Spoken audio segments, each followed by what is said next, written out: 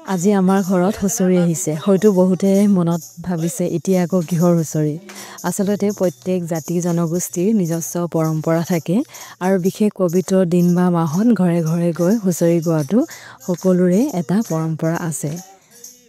উদাহৰণস্বৰূপে বহাগত যিদৰে আমি হুঁচৰি গাওঁ গৃহস্থক গৈ আশীৰ্বাদ দিওঁ ঠিক তেনেকৈ গোৰ্খা সম্প্ৰদায়ৰ লোকসকলেও কাতি মাহত হুঁচৰি গায়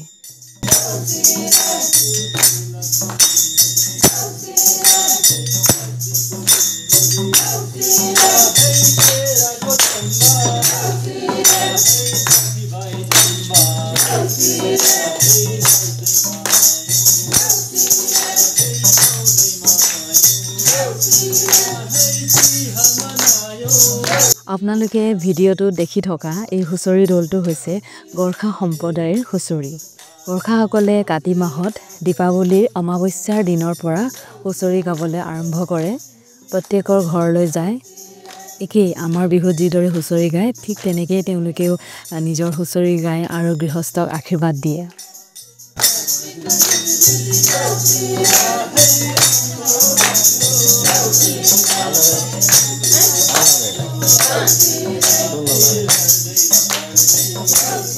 Sabla.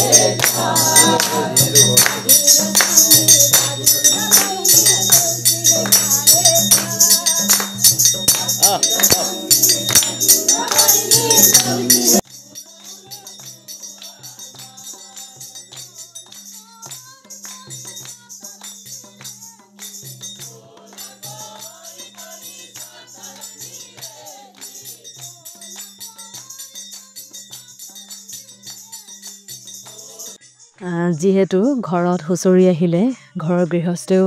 এপাক নাচিব লাগে বুলি পৰম্পৰা আছে কাৰণ হুঁচৰি অহা মানে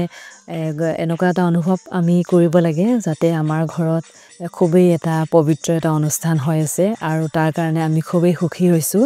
এনেকুৱা ধৰণৰ অনুভৱ কৰিব লাগে আৰু সেইবাবে ময়ো এপাক তেওঁলোকৰ লগতে নাচিলোঁ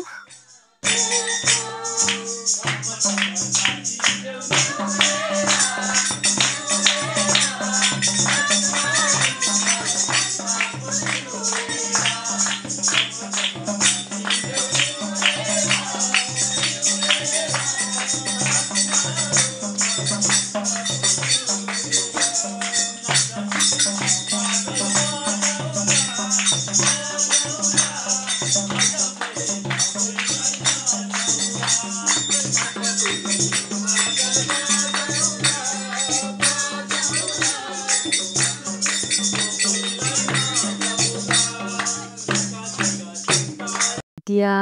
যিহেতু আচল কামটো এতিয়া কৰিবলৈ গৈ আছোঁ হুঁচৰি আহিছে গতিকে আমি আমাৰ শৰাইখন আগবঢ়াবলৈ এতিয়া ৰেডি কৰিছোঁ